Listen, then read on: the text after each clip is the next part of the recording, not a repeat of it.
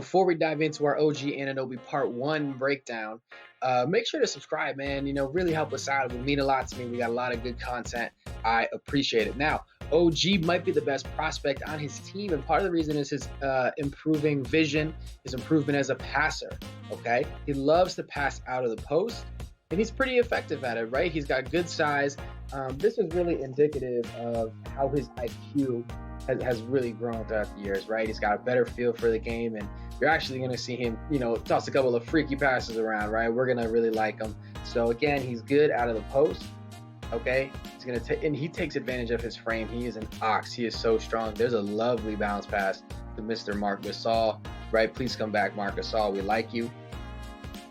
Boom. Again, another beautiful bounce pass as he's driving into that post area.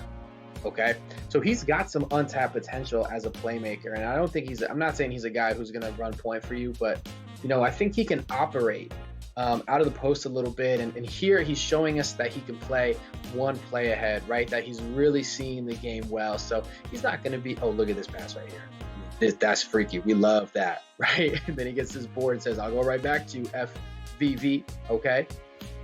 Right, so he does have some potential as someone who can be a secondary creator. Okay, there we go again, right? He's really seeing the floor well, and it's such a great thing to say. Okay, now he needs to work on his pull-up, especially because defenders always go under on him. The game plan for OG is to not let him get to the rim, and they want him to shoot these pull-ups. Okay, so defenders love to go under. You're gonna see it again here, and you can see that like when you look at his shot, it's not awful, but it's not incredibly smooth, right? It's definitely getting better, but when he has to create his own shot, it's not the tightest release in the world, right? Even this make right here, if you look at his follow through closely, it doesn't look that great. But there is some, there's reason to be optimistic, right?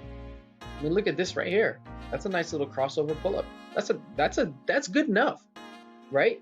It's good enough just to keep defenders honest, right? And that's all he needs. Look at this one. We love to see that out of OG. That's the stuff, in my opinion, that gives him a lot of potential, right? Like, I love Pascal Siakam as a player, right? But I think, I'm not sure we're going to see Pascal really create an off-the-dribble game that much for himself, right? Now, OG has at least the potential to do it, and they both have potential. I just like OG a little bit better. He loves to get to the rim, right? So according to Cleaning the Glass, I believe he's above the 90th percentile for at-rim attempts, and he's pretty decent once he's there, but sometimes he gets stuck on the way to the rim because he's not too creative, and his footwork definitely comes and goes, okay? But here's evidence that he does have good footwork. Watch this Euro. He doesn't slow down too much and decelerate, right? But there's evidence that he has it. Okay, here we go again. Let's see what happens. Nice little spin move, decent touch. Like, he shows the flashes of being a guy who can score the ball for you. But here, no creativity, right? Not a great shot for him. Okay, so I think going forward, look at this blow by against Ben Simmons, one of the other best defenders in the league, but he misses the layup. So he needs to work on this stuff, but I think he has all the potential to actually be the best prospect on this team. Please go find part 2 of this, and thank you so much for subscribing.